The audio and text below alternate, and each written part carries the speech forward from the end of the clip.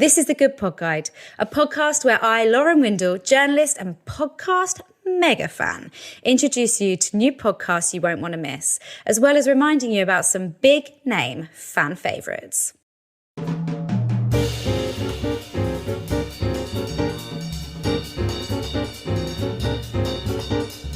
Something really annoying has happened, guys, and I'm going to tell you about it, even though it might just be me complaining over nothing. My personal email address has made it onto some sort of PR database, and now I am being flooded with some of the most useless press releases that I have ever seen.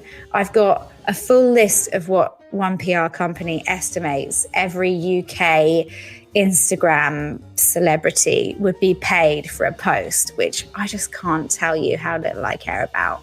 And I've got a press release about how many people are dissatisfied with their mobile phone reception, and another one about how vanilla extract is the new beauty secret. And I just don't see it, if I'm honest.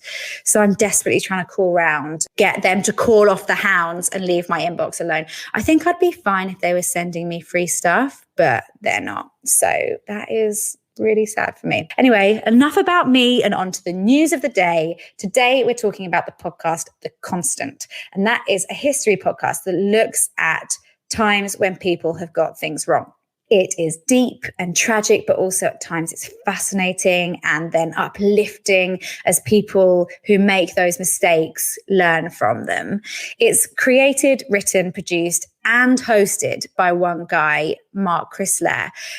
And when he's not busy doing that and being anything and everything to this podcast, he's also a playwright, which is quite nice. There are some random facts in there. For example, did you know that there was once a shark found with a chicken coop and a whole chicken inside the coop, inside its stomach? Or did you know that we humans only realized that birds fly south in 1802? These are probably too niche to help you in a pub quiz, but I did still find them interesting.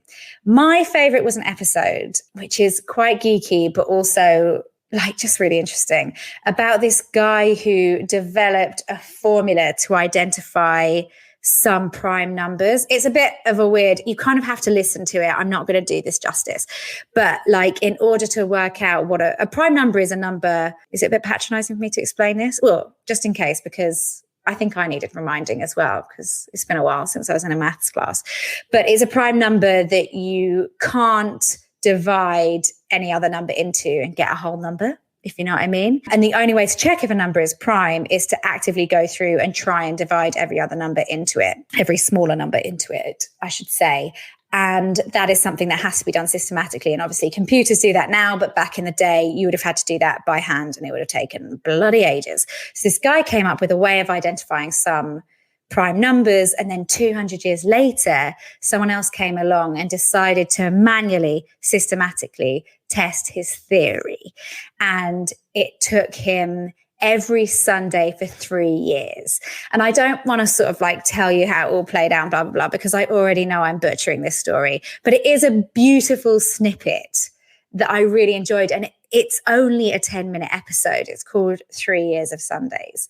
So go and check it out. There are 100 or so episodes in the back catalogue. And as with any podcast that proves its popularity, we have the CSPP, the classic successful podcast pattern where episodes have started at 10 or 20 minutes and they're now up to 40 minutes or even in some cases an hour and a half. I like this podcast. It's got those quirky, unique stories that you won't have heard before, but that you find deeply satisfying to hear about, particularly in the bite-sized chunk episodes, which if I liked the word snackable, I would use, but I absolutely hate the word snackable. So yeah, the titles of each episode don't really give you a clue about what it's going to be about. So you kind of have to pick one at random and see how you get on. Or you could head over to the one that I liked, 3 Years of Sundays, and let me know what you think.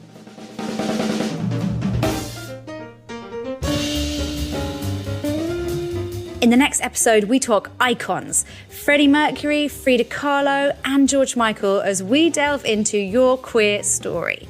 For more info, check out the show notes. And if you've enjoyed what you've heard, like, subscribe, and leave a positive review.